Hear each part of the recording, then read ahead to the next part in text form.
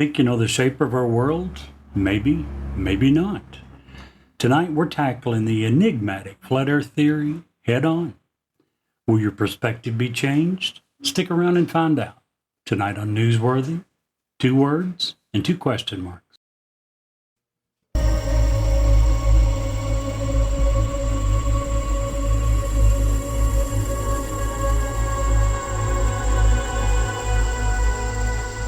He's alive! Have you checked the children? Get out!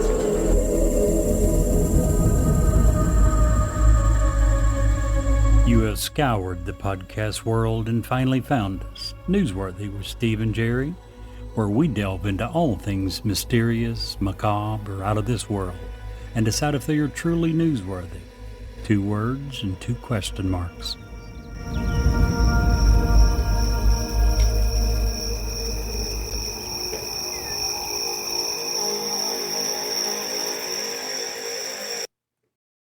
Hello, I'm Ed Locke with USA Mortgage.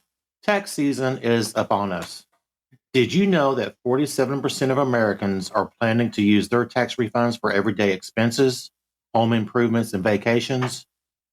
What if you used your tax refund for a new home instead? Again, this is Ed Locke with USA Mortgage. Your tax refund can be used towards down payment, closing costs, or paying down existing debt to help get approved. So before you spend that tax refund, let's get together and see how to best utilize those funds to invest in your future and your new home. Call or text me at 502-680-0953. Again, that's 502-680-0953. NMLS ID 448-9008, Das Acquisitions LLC, doing business as USA Mortgage, NMLS ID 227262. This is not a commitment to lend. Additional terms and conditions apply. USA Mortgage is an equal housing lender. Hello, gentlemen. How are you? Hello, hello, hello. Hello, Jerry, I'm gentlemen. stoked tonight. We got a very, very, very, very special guest with us. We do. We have the OG guest. The first one we ever OG had. guest. Welcome, Mr. Clay Davis. Hi, gentlemen. Glad to be back with you guys tonight. Thank you for having me back on. Dude, anytime. Open invite for you. Absolutely. Jog my memory. I know I was the first guest, but is this number 3 or is this This is number 3. Okay, I couldn't remember if we were on number 3 or number 4. The first one was we talked something about that's back when we did actual news stuff, and we were talking about surveillance cameras. Yes. Local surveillance. Yeah. Then we went from there to federal. Yeah. Yep. Overreach. So today we're Talked a little bit about Lieutenant Corso too. yeah. So yeah, okay, cool, man. And today we're not kicking rocks. We're just trying to, well, maybe we are. Coming at it from the other end of the spectrum. Yeah. We're trying to learn and understand things tonight. Yeah, that's a good way of putting it. Yes. It's a lie, but it's a good way of putting it. I don't understand you two, though, for real, because just because you all don't believe what I believe, it hurts my heart a little bit. You believe flat earth? Absolutely. Okay. 100% in. Okay. Not really. But that's the way I came at this topic tonight. Yeah, that's at least a fair take on it. At least you were trying to be objective, right? Well, Yeah. before we get started, I should probably, in the interest of full disclosure, tell you guys that I used to be a flat earther. Ooh, I actually was a flat earther for about 4 years. really? Oh, come on now. This is a delayed April Fool's joke. No, it's not. I was a flat earther. I truly believe the earth was flat for about 4 years, and then I turned 5. True story. Oh man. So, I don't have anything with that, but I did plow my garden. Talking about earth, I plowed my garden the other day, Okay. and I've been thinking that somebody's been adding dirt to my garden. Really? Yeah, I haven't figured it out yet, but the plot has thickened. Oh, Ah, gee. sure, son. Boo! Man. Well, that wasn't my dad joke, believe it or not. That was a true story. I actually, like most kids, small children believe what we see. What we see is flat Earth, right? So, yeah, I really was. My dad joke for the week is a prediction, sort of. Highlighters are going to be making a huge comeback soon. Why? Oh, yeah? Mark my words. Oh. Mark my words. That's good. That's so bad. I love that joke. Pretty good. Oh, Speaking of that, Jerry, what? The person that made the dry erase board, Okay. that guy's remarkable. Yes, I would agree. Me too, man. Come on, jump in here, Clay. You know you got one. Well, in typical Clay Davis fashion, in honor of Tax Day, I've got a Tax Day dad joke for you guys. Why are taxes like the game of golf? Why? Because you work hard on the green just to end up in the hole.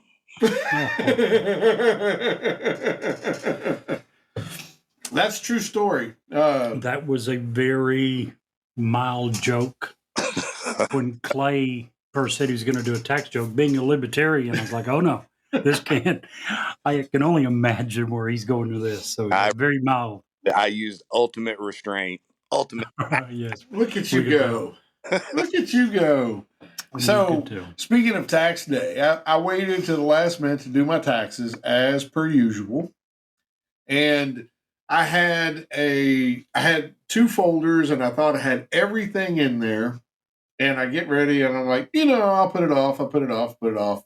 Sit down to do my taxes and cannot find Robin's W-2 anywhere. Tear my house apart. I remembered her giving me something. And I stuck it right next to my 1099 from real estate. So I was like, yeah, I got everything. Tear my office apart, my studio apart, my desk apart, everything. Finally, she happens to walk by and she's like, what are you doing? I'm like, I can't find your damn W-2. And I'm going crazy, just full on panic mode. Because it's like 9:30 at night on April 15th. Okay. There's no recourse now. There's no extensions going to be filed. It's either going to go in or it's going to be late. And she's like, oh, you mean this one? And out of her purse it comes. I was so mad. I was like, not at her, at myself, because I thought I had it all. What would we do without our women, man? Well, yeah, exactly. Yeah. What you said. Yeah. Oh my goodness. I'm stoked for the topic, really. And I tell you what, I often will tease a topic on Facebook sometimes, and I'll tease something on Twitter or whatever. This one has by far gotten one of the biggest responses out there that we've ever gotten. And I'm like, what? Yeah, I was really surprised at how many comments and reactions and just engagement. The little post that you made. Yeah, I was just like, wow. There's quite a few folks that are at least knowledgeable about the subject, if not all in true believers. Well, I think that a lot of them are just curious. Yeah. Yes. I think that. A lot of them see, and Jerry and I was talking about like YouTube algorithms, and you see one of those videos and you watch it through to its entirety, and then all of a sudden that's all you see. So then you start believing what you're seeing, whether or not it's all hogwash or not, because there's, like every conspiracy theory, there's at least a kernel of truth. There's at least if I bend this way and say something this way, I can make you feel that way. I think there's a little bit of that. Oh, there's a lot of that, and we'll probably get into that a little bit more. That is a common thing that you're going to experience with any broad conspiracy theory that is steeped in vagueness, Yeah. such as this one and others like ancient aliens and ancient astronaut and alien astronaut theory. All of them are specifically vague so that you can make loose connections and tie them to it relatively easily. Yeah. So, Clay, have you seen any surveys into how many people believe in flat Earth? yeah, I've got some info in some of my research on some of the polling. It's pretty interesting. There are actually It is. some demographic areas that are shockingly high. 18 to 24-year-olds, I assume you're talking about. Yeah, and then well, specifically in Brazil, which may be the epicenter of belief in the entire world. Fascinating. It is. But when we're talking about, how many people believe it, there's a large number that considers it to be at least a possibility. Yes. Far larger than I would have ever dreamed. Yes. Yeah. So, people that just aren't sure. They can't definitively say, yes, I believe this, or no, that they're just not sure. The agnostics of flat earthers. That's a heck of a way of putting it. I like it. I don't know. But I have to come clean and admit, guys, that I have some preconceived notions and beliefs about today's topic. And that made this a bit of an arduous task to do show prep for this one. You see, I didn't want to come out of the gate immediately and be dismissive of flat earth theory and those who subscribe to it. The last thing I want to do as a guest is to alienate any of your listeners. And I realize there are some folks out there listening right now who are true believers. So I went into this with as much of an open mind as I could possibly conjure up. And I endeavored to approach this kind of investigatively with a curious heart and a critical mind. The funny thing, though, is I discovered something kind of peculiar along the way. As I delved into the mysteries of flat Earth theory, I soon found that my interest was shifting. Not so much toward what it was from like a nuts and bolts perspective, but more toward what it was exactly that made folks believe in this with such extreme fervency and zeal. It made me consider for just a moment if the recent uptick in this movement might also be reflective of something much bigger going on in society, and that it's simply an ever-growing mistrust in traditional institutions may be behind this. I mean, I don't know. I totally agree. Whatever the catalyst might be, I kind of found that to be a more interesting question. What's actually causing folks to jump on this flat earth bandwagon? Perhaps tonight, between the three of us, we can sort of figure all that out together, guys. Well, I think that during dinner today, which you're going to come to the studio some, so you can have dinner with me. Yeah, man, we'll have to do that. But anyway, during dinner, I think Jerry literally put the nail on the head with that. But we'll save that to the end for what his theory on that is, because I think more so than anything that I've seen, read, or anything, that nails it. Yeah. Yep. I'll let you think about what that is and start guessing. But as bad as I hate to admit this, every once in a while, Jerry gets it right. Gosh, that just hurts. That hurts so bad to say that. But I do know that Jerry loves when you admit it out loud publicly, and he can just come back and throw that in your face. Dude, if you could see the smile on his face right now, the boastful. You're partially right, but what you're not also admitting is that in the past 30-something years that I've known you, it's happened so many times. Bother. Keep in mind, true story, and he'll admit this, when I first met Steve, he was one of the most liberal people you would ever meet in your life. Now the guy's literally come on 180. He's one of the most conservative people I've ever known. There's a belief that people tend to grow more conservative as they get older, but very true. Very true. I believe that's true. And I believe that the reasoning is you become nostalgic. You don't want things to change a particular way or That's things to partially go true. different. Yeah. And Republicans are resistant to change. That's valid. That's not what I said. But it's true. Yeah. Is it not? Yeah. They tend to be, whether it's, morals or whatever aspect you want to look at, they tend to be far less resistant to change. There's a reason why the other side's called progressive. What's the opposite of progressive? Wishing to remain right where you are. Progressively wanting to spend more of my tax dollars. There you go. I had to get it out there, Clay. Hey, there's blood pooling up in the corners of my mouth. I'm biting. Yeah, let's get back to flat Earth. Let's do. So, Clay, you want to start us off? Well, you guys want to get into kind of some of the nuts and bolts of what flat earthers believe. I mean, I guess that's probably as good a place to start as any. Sure, absolutely, go for it. So the basic premise is they believe the world is a flat disk with the Arctic Circle in the center, the continents strewn out amidst the field of the disk, and Antarctica forming a 150-foot tall ice wall border around the edge of the disk. There appear to be several variations from this model, but this is the basic premise, give or take a few, different nuances. Right. From interviews conducted with flat earthers, it appears many also subscribe to a vast array of other controversial conspiracy theories, such as governmental weather control, chemtrails.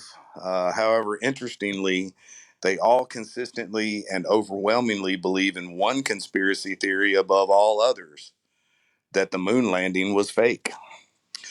Yeah, I got a whole list of things that couldn't be the case if flat Earth is accurate. So do I. Well, and one of the reasons why I think they think the moon landing is fake, aside from a huge distrust in NASA, there's also a belief that there's an invisible firmament, a dome, that is actually over this flat Earth, and that firmament actually prevents space travel. It prevents us from actually going into the heavens, and that it was intentionally set up that way. It would not only prevent that, it would prevent anything from going into space. Yeah. So satellites, everything that requires going into space, they believe didn't happen. And thus it makes it real easy for them to pretty much put poo-poo on anything NASA does. Now, on the NASA thing, whether you believe NASA, whether you trust NASA, this is much... The flat earthers' mistrust in NASA is not necessarily misguided, in my own opinion, and it's very similar to kind of what we all agreed with the UFO conspiracy theory. There's so much mistrust because the damn government lied about it so many times. Right. There are some things that NASA fudged. Whether you believe we went to the moon or not, there are some things that people have made pretty definitive cases for that were faked. And some of that is just maybe because there was such an excitement over the moon trip that they were trying to get everything they could to kind of satisfy the public's hunger. So maybe some photos that were maybe taken during practice, during some of the stuff leading up to, may have gotten snuck in and passed off. I don't know, but NASA's done some things in their past that have maybe made it easier for people to mistrust them. I'll just leave that where it's hanging. But pictures from space showing a spherical Earth, they definitely are considered to be an elaborate hoax by flat earthers. And that's whether they've been taken by space stations, satellites, anything that NASA puts out from space is immediately dismissed by flat earthers. Earth's gravity is believed to be an illusion. Objects do not accelerate downward. Instead, the Earth disk accelerates upward at 32 feet per second squared, driven up by a mysterious force called dark energy. So, they also believe the sun and moon are oriented much closer to Earth than we are told. And they also believe that they're much smaller in size, measuring only 32 miles each. When I think, Jerry, do you know for sure, but isn't the sun like 67 million miles? 93. 93. 93 million miles. I knew it was some astronomical number, but we're dealing with this theory with 32 miles each on the moon and the sun. So again, the Earth is protected by an invisible dome, as we mentioned earlier. This was to keep the waters of heaven out and theoretically to keep us in, making space travel impossible. Flat Earth theorists also tend to follow a mode of thought that this is kind of interesting. It's called the Zetetic method. It's an alternative to the scientific method. And of course, it was developed by a flat earther in the 19th century, in which sensory observations are the dominant means by which data is gathered. And I found this to be very interesting, Jerry, in comparison with what you were just talking about earlier. You said it in jest, but you said you believed in flat earth for 4 years until you turned 5. And then Right. commentary on that, supporting commentary, was children tend to believe what they see. Exactly. So here's a method of thought that the flat earthers rely upon, called the Zetetic method, that generally relies upon sensory observation as the dominant means in which their data is gathered. And I found that just to be fascinating when I put it together with what you were saying. So it's a huge part of what they believe. It's almost like their mind can't wrap around the enormous size that scientists explain the Earth and the fact of how it works. And they simply go back to that of a small child and say, well, everything that I look at and see is flat. Therefore, it must be flat. Yep. The one argument that they have that always kind of gets me is the water argument. And I think that is one of the things that, if you just look at it at the very surface, having no understanding of physics or the way the planet works or the way a globe works, and if you just take it at face value, it makes perfect sense. If you pour water in a cup, it takes the shape of the cup. If you pour water on the table, it falls off the table. So on its surface... Wait a minute. So explain the theory you're referring to first. What is the theory that you're referring to? What Clay was talking about. That we live on a flat plane that is surrounded by an 150 mile or 1.5 mile tall wall of ice. 150 foot, whatever. Yeah. Right. Wall of ice all the way around us. And which holds the oceans in. The water now gets flat and is basically on a cup. We're on a big pond. We're all on islands inside a big pond, basically. So on the surface, that makes great sense. And I think that could be the nugget of truth that so many people who believe in the flat earth cling to. This guy, and I'm sure you guys have seen him doing any research at all on flat earth, Caleb Fay is got to be the weirdest one individual on the flat earth movement. But he's everywhere with these videos. And he probably single-handedly has swelled the ranks of the flat earth movement just because he's everywhere. And I'm talking about the blonde guy with the blue eyes. Yeah. Creepy to look at, even creepier to talk, and often proves himself wrong. It's funny, Stephen, that you mentioned that, because even in some of the arguments that I was reading that were put together by true believers of the flat earth theory, even within the context of their own writings, I was finding contradictions. And again, that's, to me, it kind of also kind of backs up what Jerry's saying, when these people just kind of fall back on their baser instincts instead of using critical thinking skills to approach a subject. But yeah, I've seen just a lot of contradictory material in some of their own most profound writings. Clay, by any chance, have you seen the movie called Behind the Curve? I have not. It is originally it was sponsored by Netflix. It's a documentary that came out in 2018. And I thought they did a really good job of doing what you said that you attempted to do at the very beginning of this, and that's to come into it with an open mind. And the filmmakers did an excellent job of allowing both sides to tell their story. I didn't walk away feeling that the producers of the movie was trying to force you into one belief or the other. Mm-hmm. In the movie, there was several different groups that they talked to, several different groups that they followed. And a couple of those groups were doing experiments to attempt to prove that the world was flat. Mm. And in one of them, a gentleman by the name of Bob Knodel, him and his group had purchased a $20,000 laser gyroscope. And this laser gyroscope was an attempt to prove that the Earth doesn't rotate.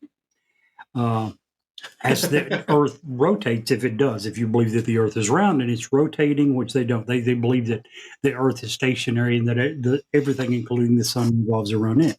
But if the Earth does rotate, the laser gyroscope, a $20,000 one that and this is according to them, that they bought a $20,000 laser gyroscope, it should be able to pick that up. Mm. And when they begin to run their experiments, Knodel explains, he said, and I quote, "We picked up a drift. In fact, it was a 15 degree per hour drift," end quote. So 15 degrees an hour, multiply that by 24 hours in the day, and you've got 360 degrees. Yeah. You got it. Their experiment would prove one complete rotation of a spherical object within a 24-hour period. Now, that would stop most mere mortals, right? Right. No. The next word out of his mouth is, and I quote, "Now, obviously, we were taken aback by that. Wow, that's kind of a problem. We obviously were not going to accept that. And so we started looking for ways to disprove it was actually registering the motion of the Earth." His experiment proved the exact opposite. His experiment proved that the world is a sphere and does rotate. They didn't spend 2 seconds considering the fact that it's a possibility. Immediately had to say, well, we can't accept that. Yep. So where do we go from here? So I want to just take a quick with the contradictions is another thing that I found just prevalent throughout all of this material. It is. I will say, Clay, so Jerry, when Clay and I were talking about getting him back on the show, I was kind of nudging him for a topic that he wanted to talk about. He sent the 3 topics. And I wanted to congratulate you, Clay. You have been more successful with this topic of sending Jerry down a rabbit hole than I have in 2 years of doing this podcast. Well, he spent more time on this one than he has on any other podcast. How many hours, Jerry? Earlier today, I said, he's always telling me about going down rabbit holes and I should try to look for some to go down myself. And I said, I actually did that this week, sort of. And it wasn't in the idea that I was finding things that made me believe it was true. It was just going from one huge thing to another, thinking, why don't they consider this? Well, how about this one? And several times, like the one that I just mentioned, it's their own evidence, their own experiments proves otherwise.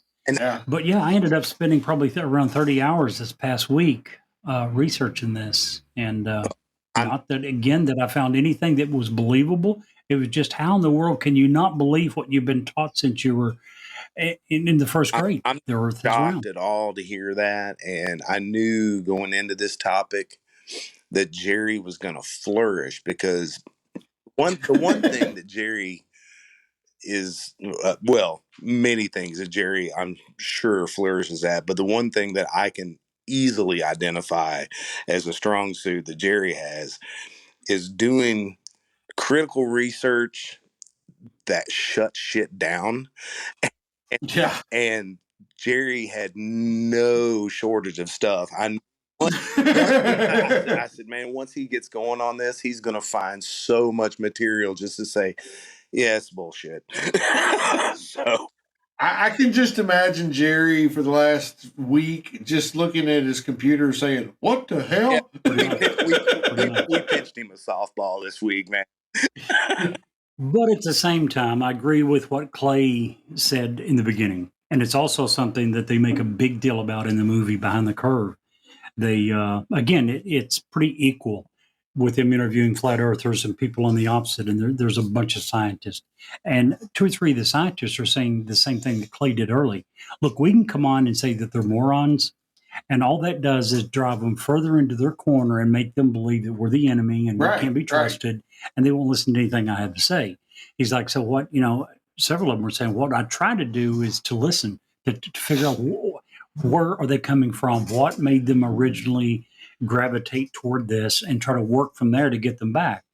So from that aspect, Jerry, what is one of the things that we talked about earlier that one of the experiments that they used and how they with the water and the refraction, tell us how that works and how from a very cursory test, it makes sense. Oh yeah, well, the world's flat, but one step further in the research shows, well, you're wrong. Clay, have you ever heard of the Bedford level experiment? Jerry, it sounds familiar to me, but give me a couple of memory joggers. Okay. The idea is with the curvature of the Earth, science says that the Earth has to curve approximately 8 inches for every mile. It's 7.87, but it's approximately 8 inches, yeah. Which means if you're just, a 4-year-old kid, as I mentioned earlier that I was looking out, everything appears flat. If you are close to a large body of water, by large body, I mean you can see a few miles. And obviously we know that water is going to be flat, right? It's going to go to its lowest point. So if you're looking at a flat body of water over a long distance, several miles, you should be able to begin to see the curvature of the Earth. Back in the 1800s, the Bedford level experiments were conducted. There's a 6-mile length of the Old Bedford River where it's a 6-mile straight stretch. And Samuel Burley Rothbottom was conducting experiments, and he started in 1838. And what he was seeing was that if he was to take right above the surface of the water, a few inches above the surface of the water, he was to look down the entire 6-mile stretch, that he could see the end of that stretch. And to his eye, there was no visible curvature. There was nothing disappearing. In other words, a foot-tall object, if you put a boat 1 foot tall, at the end of the 6-mile stretch with a good enough pair of a telescope, you could see it. Now, the 8-inch drop per mile for 6 miles, 6 times 8 is 48, so it'd be 48-inch drop. All of this is possible due to something called atmospheric refraction. 1 second. I'm trying to scroll down to it. Atmospheric refraction is what makes this possible. It's due to the different density of the water, because the density of the air in the Earth's atmosphere decreases with heights above the Earth's surface. All of that goes away if you were to do the exact same experiment, only raise it up 10 or 12 feet above the water. But anyway, it's things like this that initially when this gentleman did his research, Mr. Rothbottom, it convinced a lot of people, hey, maybe the Earth is flat. It wasn't but a few years later until several surveyors proved him wrong. They actually made a bet, and he lost the bet, and he contested and took it to court, and yeah, it was that serious. Oh, wow. Yeah. And you can go to wikipedia.com and if you just research Bedford level experiment and read all about it. But yeah, there is certain things that make people go, it's easy to understand what he was doing. He was slightly above a body of water, looking at a great distance, and he said, I can see for 6 miles, and there is no curvature. Yeah. Now, to explain how that's happening, and you start getting into atmospheric refraction, is complicated. It's not something that the average person's ever heard of, much less can begin to understand. Right. We're not going to cover it here because, I fall into that category. Very, very. That's what most people technical thing. It is. It is. I came across. Oh, go ahead, Clay. Just a little bit of evidence along those same lines that does support. Yeah, I guess it was maybe a way that they did prove curvature, but a lot of times if you will watch a boat off in the distance on the horizon of the water, you'll notice that the back of the boat does disappear, but what is still visible is the very tall mast that's in the center of the boat. And as the boat does travel and go along the curvature of the earth, as it's actually descending down that curvature, that is the only time that you will actually see the mast start to disappear. And that in and of itself indicates that there is a curvature. 100%. And you don't need to be a physicist. You don't need to be great at math. That's simple. Stand at a shoreline and watch a boat as it disappears into the distance. And Clay's 100% right. That simple experiment proves the curvature. Well, I'm going to give you a simple experiment that doesn't prove flat Earth also. Okay. So one of the simple experiments that you can watch on TikTok all day long or on Reels or whatever Which you get. We all know Steve loves to do. TikTok's is his favorite. It's just what I got all kinds of time in the world for. Is to go on a plane, on a long plane ride, and put a level on the plane and notice that the tip of the nose of the plane isn't always curved as it goes around the earth. Yep. Yeah. Having seen those videos and seen the people.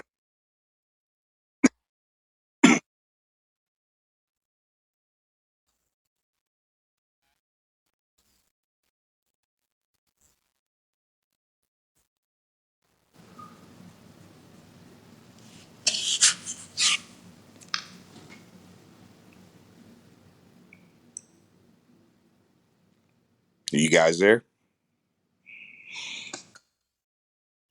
Up there you are. A couple of what is it?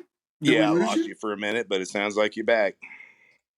Oh, okay, cool, good. I'm sorry about that. No worries. Oh yeah, that's why. Wow, interesting. Well, it's sorry, I didn't mean to get all upset. I was reading what the computer was telling me. It's jacked up.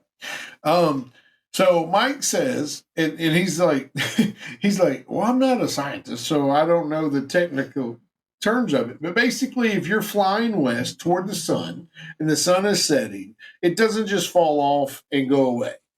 If you're flying in that general direction, you're chasing the sun, basically. As it goes around the earth, so are you. And the same way with the moon on the other side. So, or the sunrise on the other side. It would also be true in the exact opposite if you're headed east. Correct. The sun would disappear much, much quicker because you're running away from it. Yep. Right. No, and he says that he has no doubt that we live on a globe.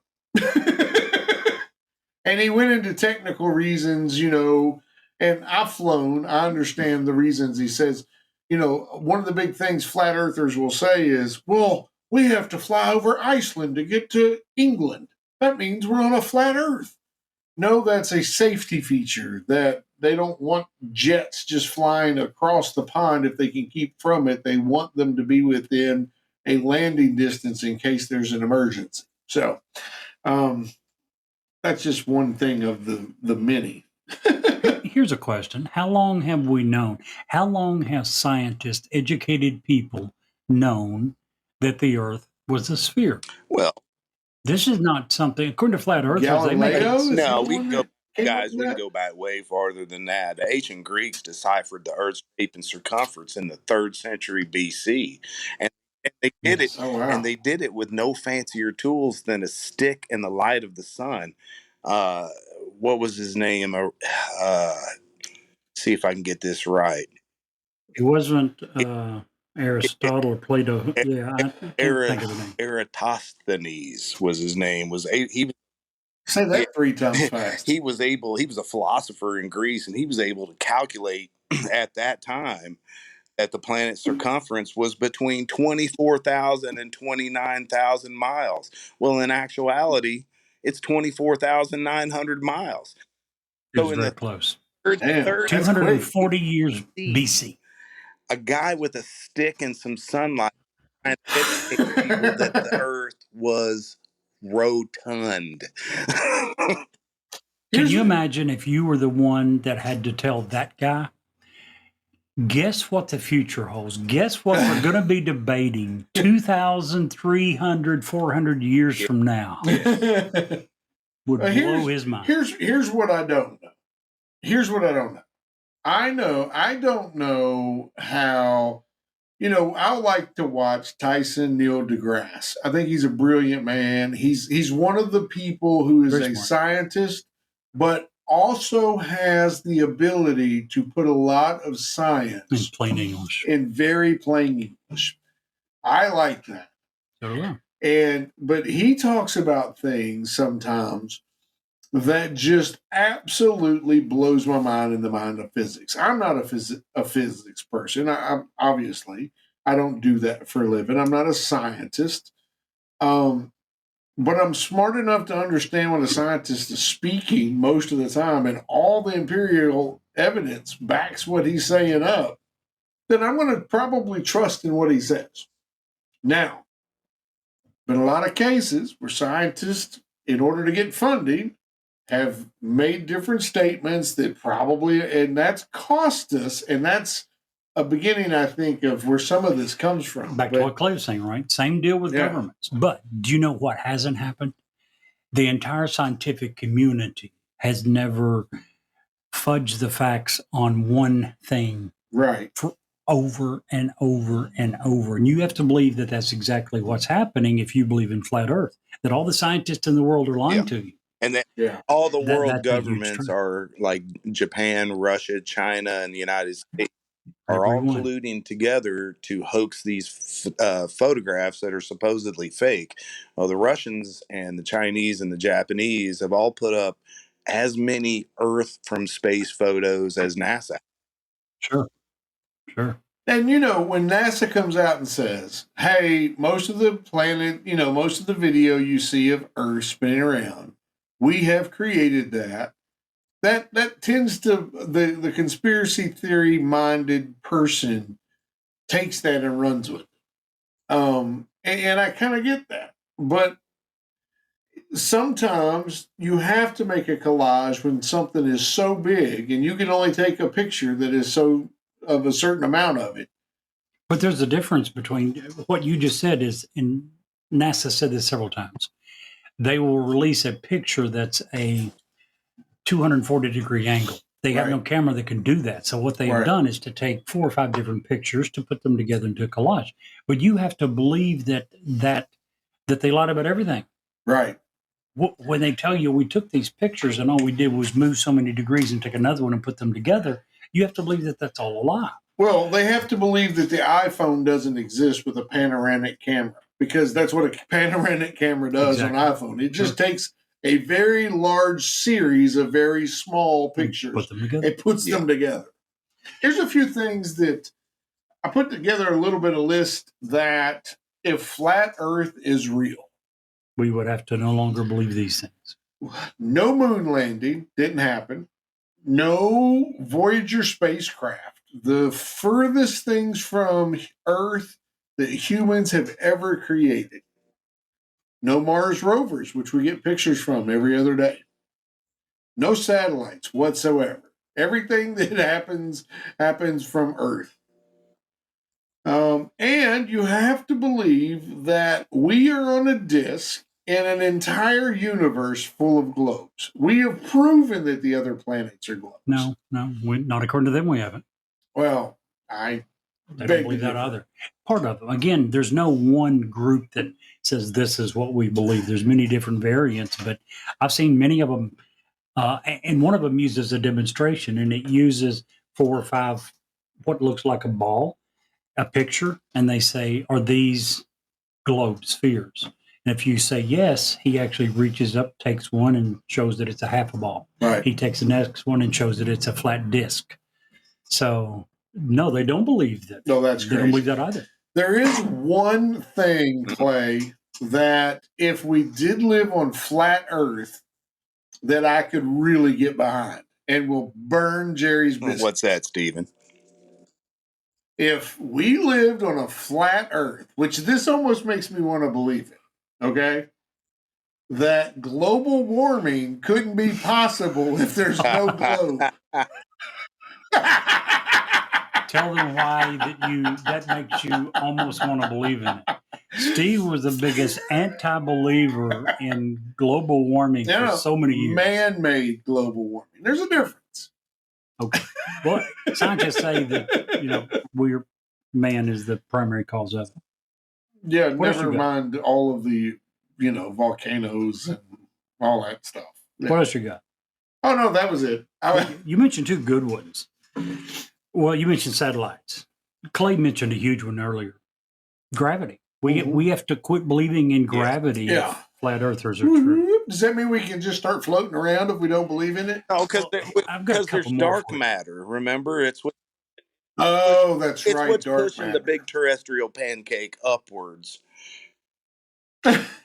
Upwards toward what? That's my next question with that. The atom is falling. Oh. They say the atom isn't falling. They say when you take an atom and you drop it, gravity isn't pulling it down. The Earth is rushing up to it. That's what I'm saying. Where are we rushing up to as the Earth? Where are we going? Space and beyond. To the top, baby. If a scientist tells me, oh, go ahead, Clay. I'm sorry. It's all right. You said where we're going. I said to the top, baby. What top? The very top. Let's rock and roll. All the way up. Here's a few other things that we have to believe is not possible. Sorry. That was good, Clay. Eclipses are possible with their model. Their model says that we live on a flat Earth. There's a dome. The sun is on one side. The moon is on the other. So the moon could never come between the sun and the Earth. Think about a lunar eclipse. The lunar eclipse is when the Earth comes between the moon and the sun. That would require the moon to be underneath. Again, impossible according to their beliefs. No eclipses are possible. Hey, does Nikki listen to the show? No. Oh, that sucks. I've got a great... See, here's the thing I was going to say. Okay. He's talking about my daughter. Yeah. But no, she usually does not. Young kids. Well, I was just going to throw out the fact that it was great that the moon got a ring around it before any Cowboys did. Sorry. You'd have a hard time using that argument with Nikki. I'll argue it for her. Your team is who? And how many titles do they have? Cowboys have several titles. So unless you're a Pittsburgh fan or a New England fan, you're going to have a hard time with that one against her. Anyway, eclipses can't happen. Couldn't happen. Seasons can't happen. They try to explain it. They have a model that they put out, which doesn't go along with any other model that they have, but it shows these concentric rings, and it says, well, if the sun moves around this ring, it's the inner ring, then it's wintertime. It shows another one, and that's spring and or fall. It shows yet another one, which is summer. Well, first of all, these rings are greatly different sizes because they're outside each other, which would mean one of two things. Either that the sun traveled the same speed, and in other words, took far longer to get around the outside ring, which would mean that summer would take a lot longer to happen than winter. That isn't the case. The other possibility is that the sun would move at greater speeds on the outside one. In other words, to be able to complete that huge circle at the same speed as the inner circle. That would require the sun to be moving at a much faster speed, which would mean that during summertime, that your days would pass much faster if the sun was moving at a much greater speed. Okay. Their model can't even explain seasons. Here's my question, guys. Sure. You guys are both pretty darn smart fellows. So what about the flat earthers that and that bring up the four corners of the earth and the firmament? from the Bible. There's more than just the four corners, because they don't believe in a square, right? As Clay said, most of the vast majority of them believe that it's a disc. Right. But yet there's one of the earliest beliefs in this, I would say, was probably religious. Would you agree? Yes, and I'm glad we got to this, because that was one of the final things I kind of wanted to touch on, as far as what the true believers really believe. And I'm glad we kind of landed on this. I'm gonna say what I have to say, and I'm just gonna leave it at that. There are a number of biblical references, both canonical and apocryphal, that can be interpreted to support flat earth theory. Many proponents of flat earth theory often point to specific passages, especially in the apocryphal texts of the Book of Enoch, which appear to cosmologically support the basic tenets of and the basic foundations of their beliefs. Yes. Hey, Clay, real quick, I just want to throw out a shout out to one of our listeners, Melody, who sent over a really awesome link to a part of the book Enoch, which is one of the reasons I brought this up. So shout out to you, Melody. Thanks for that. We love when our listeners like to add to the show. And admittedly, there are some passages in there that will open some eyes and make you consider some things. There were some things that I had to stop and pause. But conversely, there are also a number of passages in those very same texts that again contradict flat earth theory. For practical time purposes and to keep the show moving forward, that's really all I want to say about the biblical implications of this issue.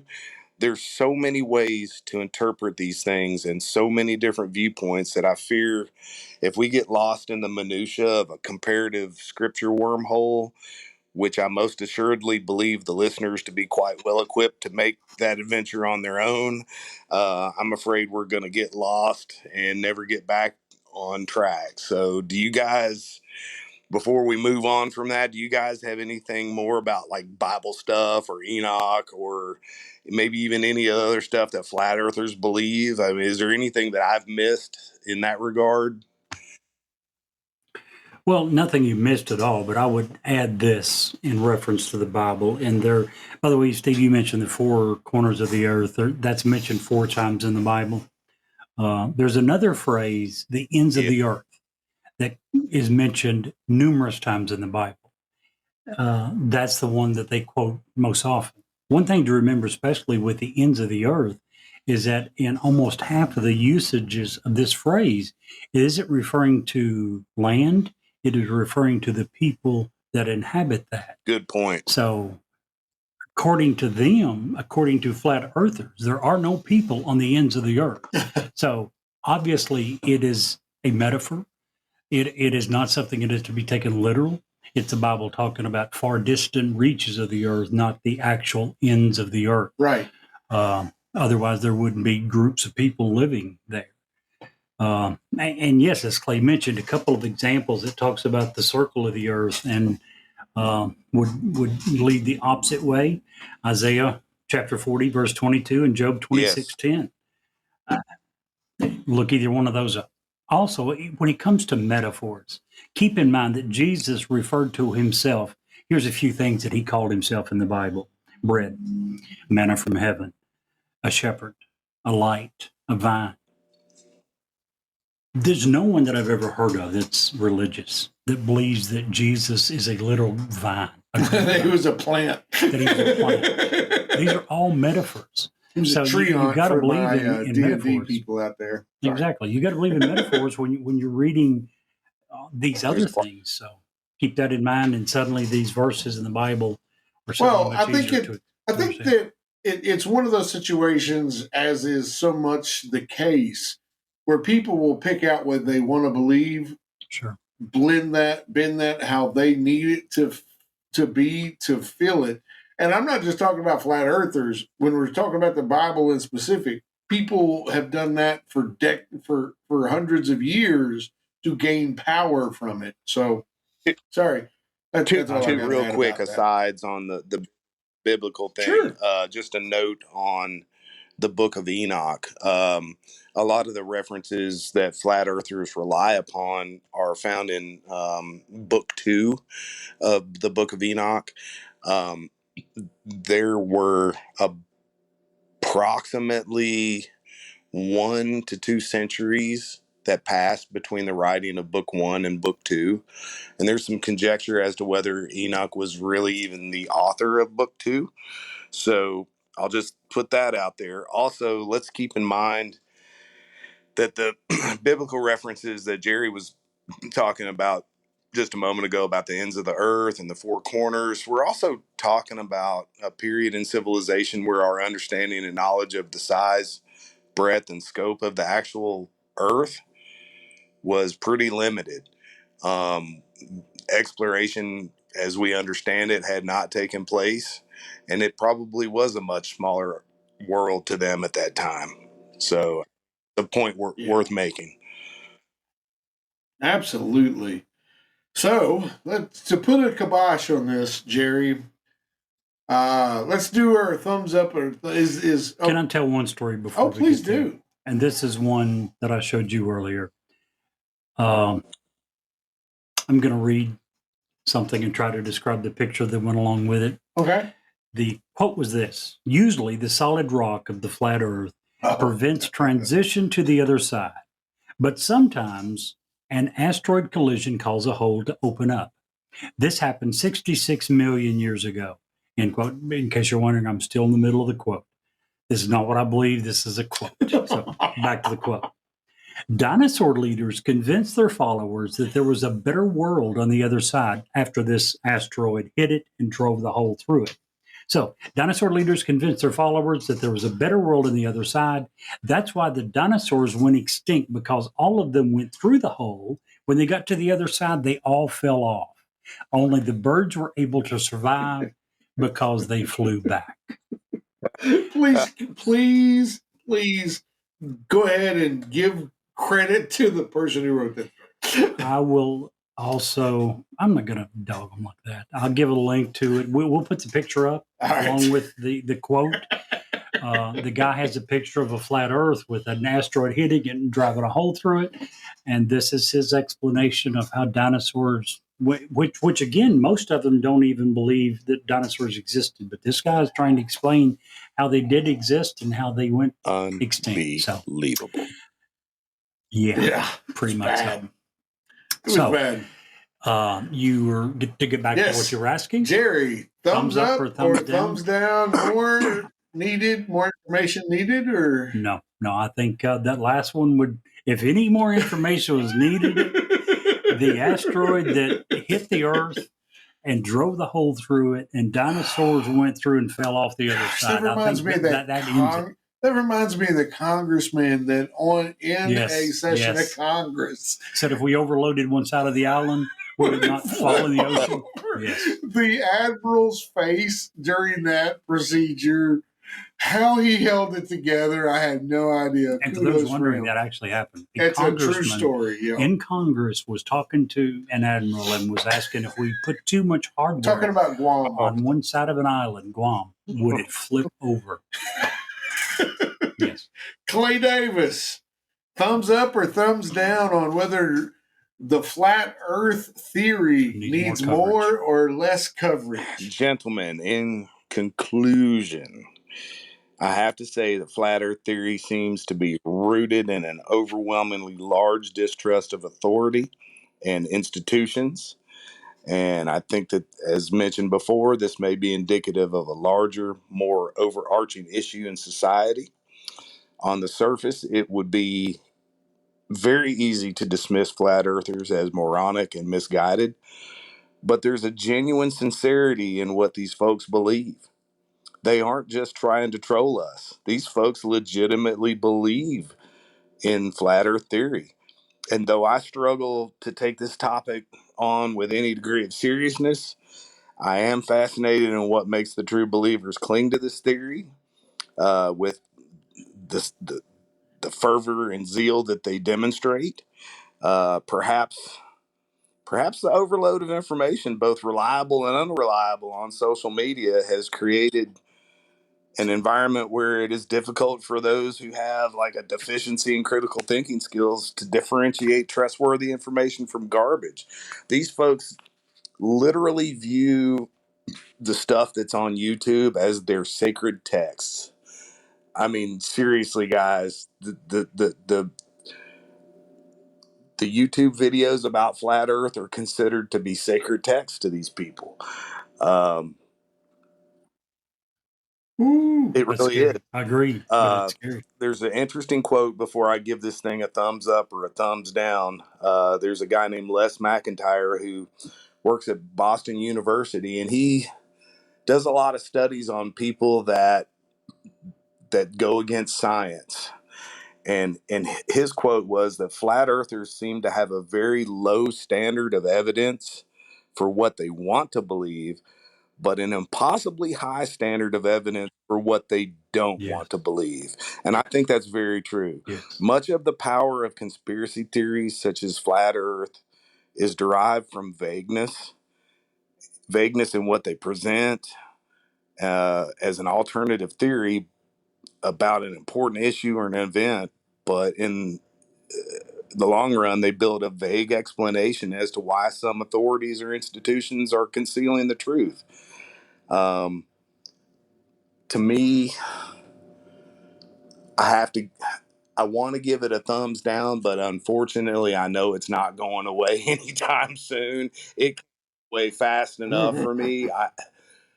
I've gotten to the point where I've eliminated most of the flat earthers that were on my Facebook feed. There might be a couple that are still lingering, and I've got to weed too. But I'm serious, guys. This can't go away fast enough. Thumbs down, but I know it's coming back. I agree. Whether it's deserved or not. I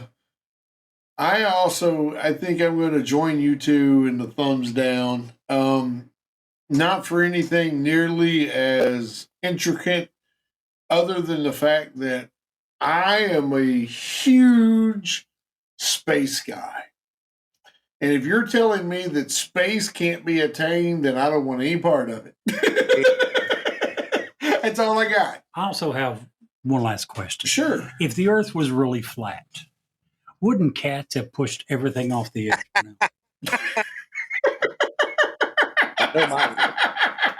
I'm just saying. Oh my goodness, Clay Davis, when you coming back to see us, man? You guys want, man, we'll do it. And I love this. I welcome. love you guys, and anything I can do to help you guys out. Hopefully, I gain you listeners instead of running off. This may be the exception tonight. Hey, you gave us 3 great topics, and at least one of them I'd already brought up to Jerry, and he's like, the JFK, I think, would be a very, very interesting topic. It's so huge. Yeah. It would be a lot to take on, just like the UFO thing, just because there's similarly as many questions that open up as there are answers. I guarantee. Well, here's the thing: if you don't get it started, you can't get it done. If you guys ever want to do the Oklahoma bombings, I promise you, I can make that one real interesting, because there's so much stuff about that never came to the surface. So, and then, oh my gosh, I've done a little bit of research on that myself, and you're right. You're 100% right. Did we talk about the flat earthers not buying into or having a mistrust of scientists? When you start digging into Oklahoma City, you very quickly, if you don't already, you learn to have a huge mistrust in our government. But let's not limit ourselves. Well, guys, we appreciate you tonight. Topics. If there's anything at all y'all guys ever want to talk about, I'm a phone call away, guys. Awesome. Well, we have to be careful because you go to work really early. This week you happen to be on vacation, so that worked out. Well, we're always willing to make certain concessions for you guys, man. Oh, big hearts. All right, guys. Well, we appreciate you. Stick around for an awesome bonus story. Thanks, guys. See you, Clay. Man, that episode is really interesting. And if you'll stick around for us for just a few commercials, we have another great story to tell you. Hi, this is Ed Locke with USA Mortgage. When it comes to buying a home, the process can be overwhelming and confusing. With so many options, it can be hard to know where to start. That's why it's important to work with a certified mortgage loan originator. I have the knowledge and expertise to guide you through the process and find the best mortgage option for you. I will work with you every step of the way to ensure that you are getting the best deal possible. So if you're looking to purchase or refinance, please reach out to me at 502-680-0953. So don't take on the stress of buying a home alone. Work with me and I will make your dream a reality. Trust the professionals and make your home buying experience a positive one. MLS ID 448908, DAS Acquisition Company, LLC, doing business as USA Mortgage, MLS ID 227262. This is not a commitment to lend. Additional terms and conditions apply. USA Mortgage is equal housing opportunity. If you want us to review or rate your product on air, if you have suggestions for new episodes, awesome ghost stories, or anything else, please reach out to us. Our email address is newsworthyWithSteveandJerry@gmail.com. Our text number is area code 540-709-1318. And now, back to the story. So, the bonus story tonight, Jerry, in our podcast, a lot of times we talk about the very dredges of society. Right. The mass murderers, the most evil, the most horrid people you can imagine. Sure. However, in the bonus story tonight, I wanted to talk about the other side of the spectrum. In particular, I want to talk about the accident when the Titanic hit the iceberg. Okay. When the Titanic sank, it carried millionaire John Jacob Astor V. The money in his bank account was enough to build 30 Titanics. However, faced with mortal danger, he gave up his spot on the lifeboat to save 2 frightened children. Millionaire Isidore Straus, co-owner of the largest American chain of department stores, Macy's, was also on the Titanic. He even said, and I quote, "I will never enter a lifeboat before another man." His wife, Ida Straus, also refused to board the lifeboat, giving her spot to their very new appointed maid, Ellen Bird. She decided to spend the last moments with her husband as the boat sank. These wealthy individuals, who combined had more money than half of the states in the Union, preferred to part with their wealth and even their lives rather than compromise their moral principles. Their choice in favor of morale highlights the brilliance of human civilization and human nature. I thought that was pretty awesome. Absolutely. Kudos to them. Very admirable. And Jerry, if you can't see the light, Be the light.